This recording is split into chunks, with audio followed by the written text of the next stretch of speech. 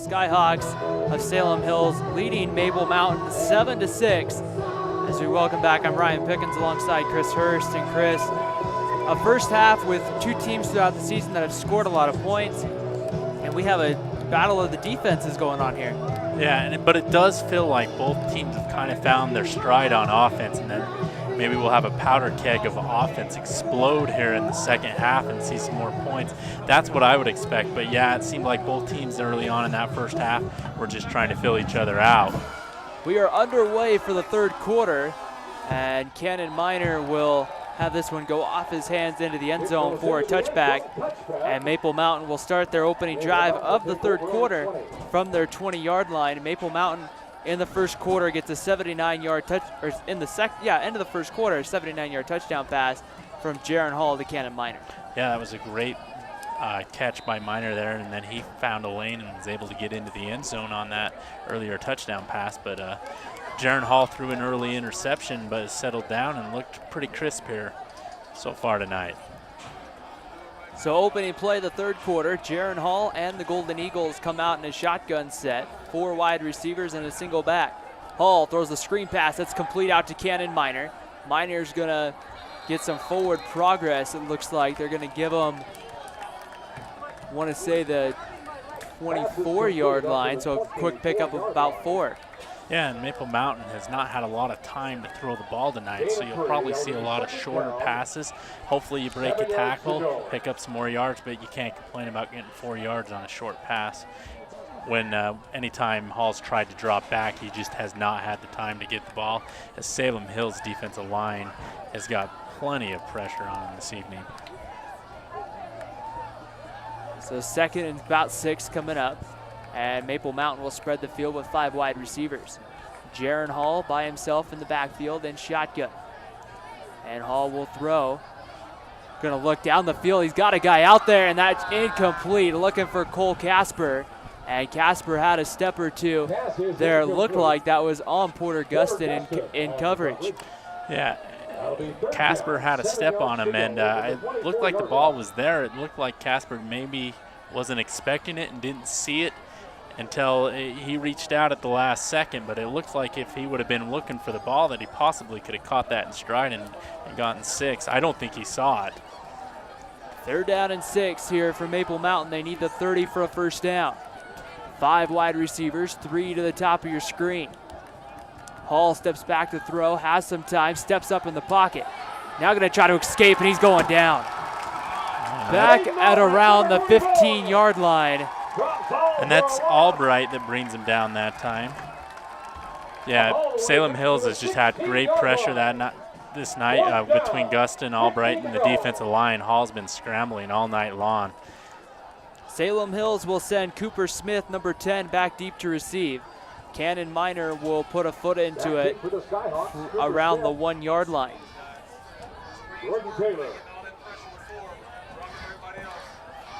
And here comes the snap from Maple Mountain.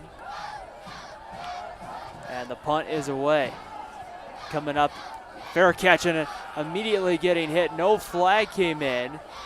And the ball will go out of bounds at around the 48-yard line. And so Salem Hills is going to get good field position to start their first possession of the third quarter, leading this ball game. Yeah, they'll start on the right side of the 50 here. But on that punt, they interfered with him. I guess the officials thought that the Salem Hills defender pushed him into the runner that time. So first down at 10, ball sits on the 48-yard line.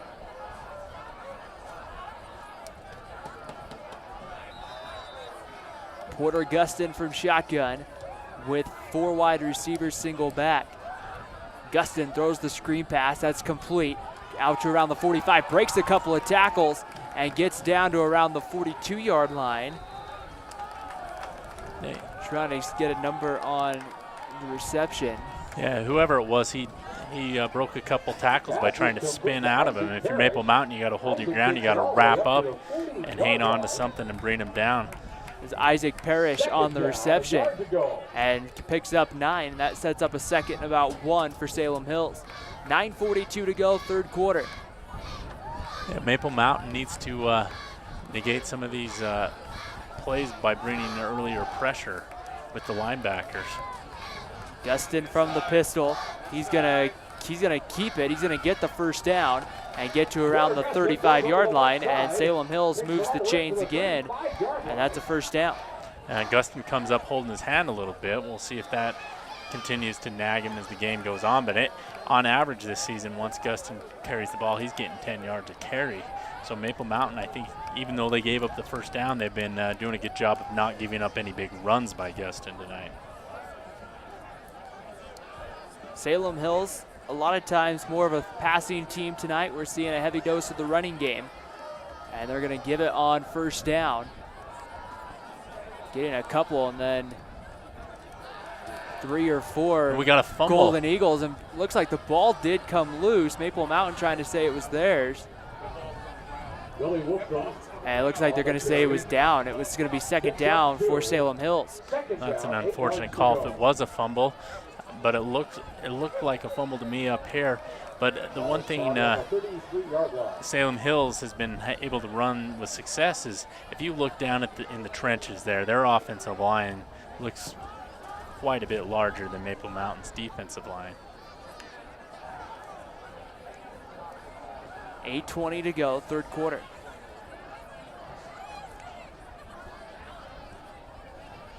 Salem Hills getting fresh legs in there.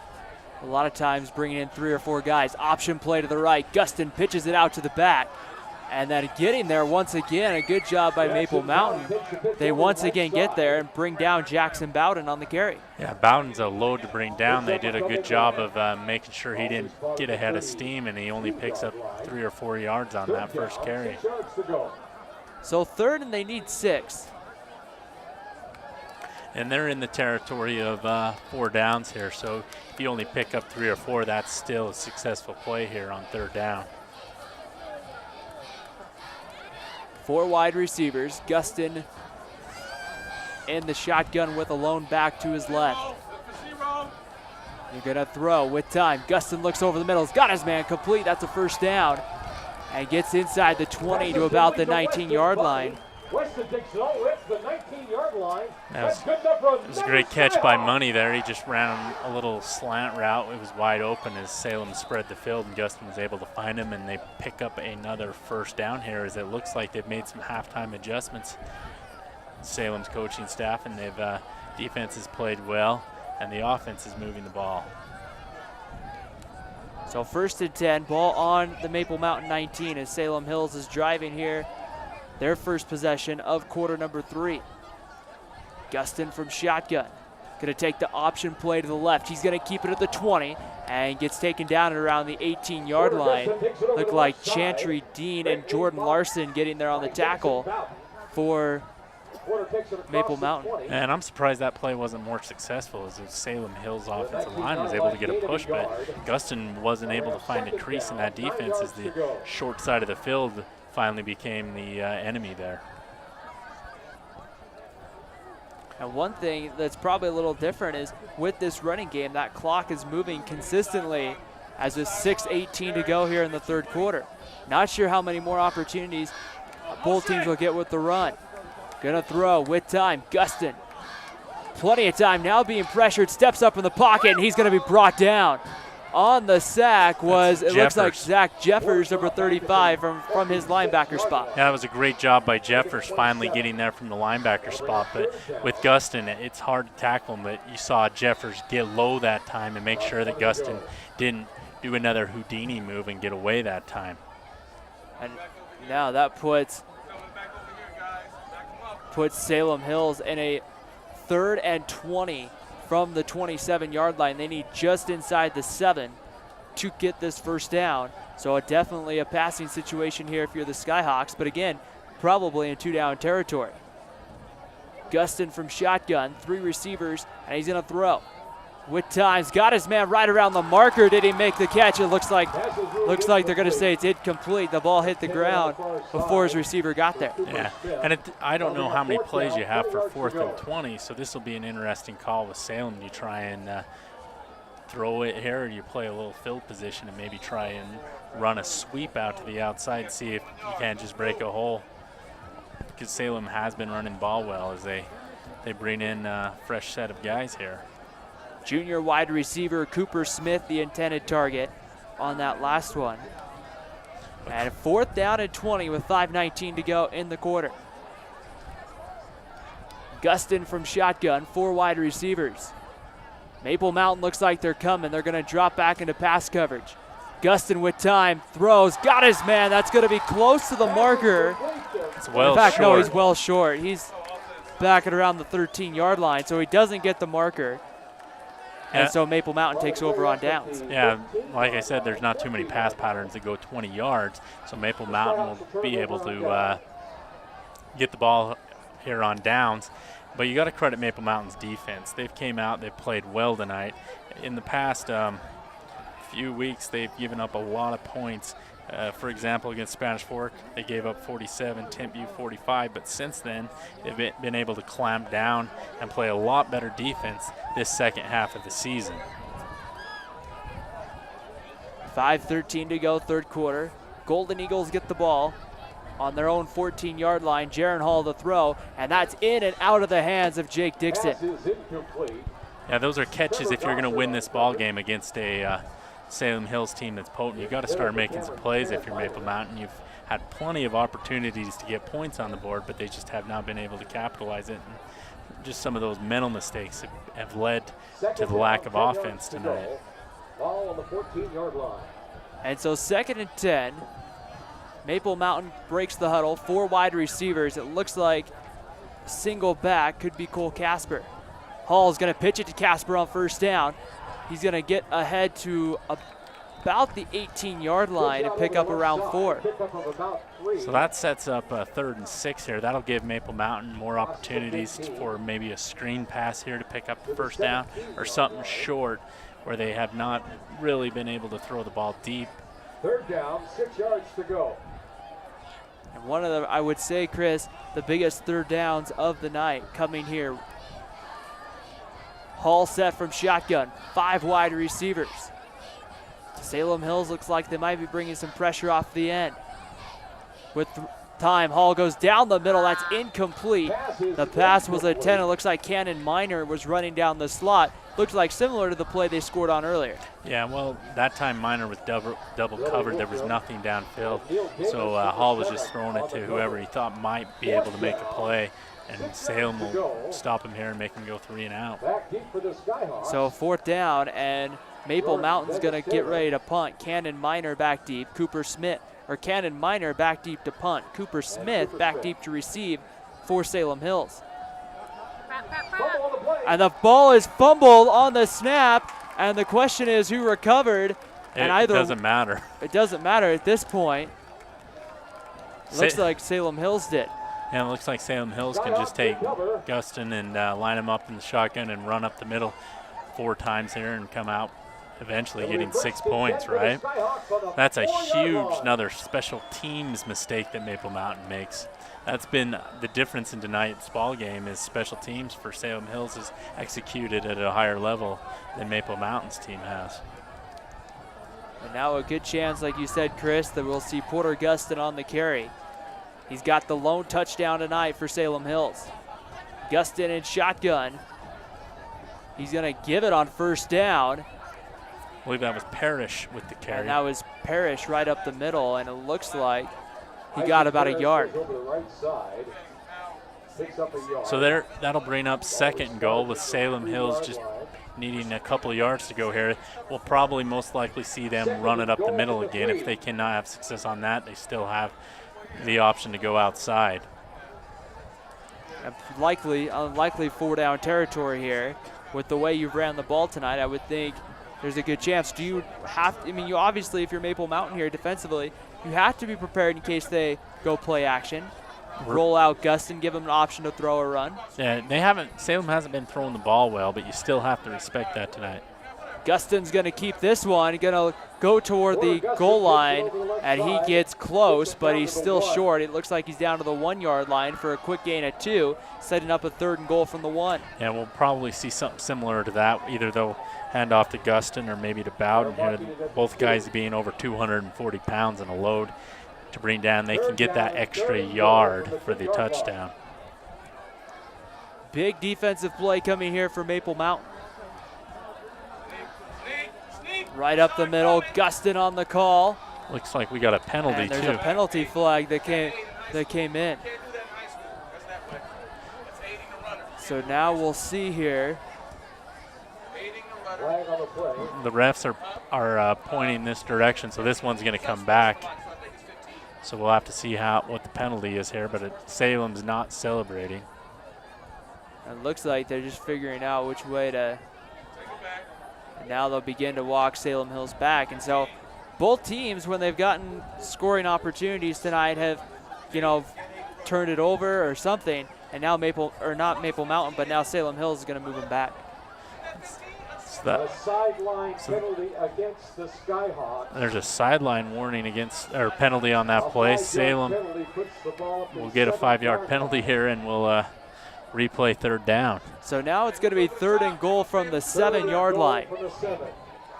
Twins receivers to the top and bottom of your screen. Gustin to throw with time. He's going to step up in the pocket. He's going to be hit, and he will be dropped.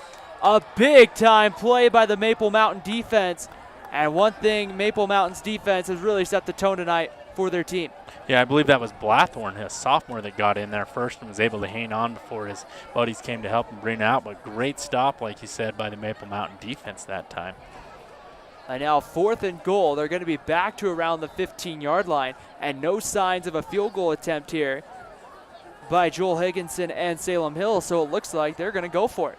Yeah, and this would be a huge stop for Maple Mountain. The odds of stopping Salem when they start with the ball on their own 4 with this running tack is unlikely, but this would be a huge win for this defense, and hopefully the offense can gain some momentum from this stop.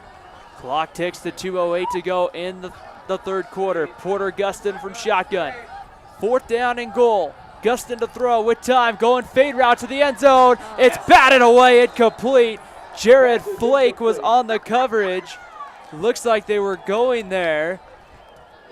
Is that number 4? And that was Jesse Rowley, number 1, the attendant wide receiver. And so a big stop by the Maple Mountain defense. The defense has done their job tonight. Now the offense has to come to the stage. Yeah, that's a good point. But that was great coverage by Flake. He saw a lot of those fade routes last week, and he stopped them all last week as well. So we'll have to see if the offense can take the momentum here and drive almost the length of the field there at the starting of their own 14. Ball sitting at the 14. Jaron Hall from shotgun, 4 wide receiver, single back. Hall set, throws a screen. That's Jake Moffey on the catch, and it's incomplete. There have been multiple drops by multiple wide receivers tonight, as Maple Mountain just doesn't look like they've been as crisp, especially here in the third quarter. I don't know if the timing's off or the wide receiver's hands are cold, but it's just not. Simple catches have been dropped. Plenty of time left. I mean, there's, as a total time, 13 minutes and 55 seconds left.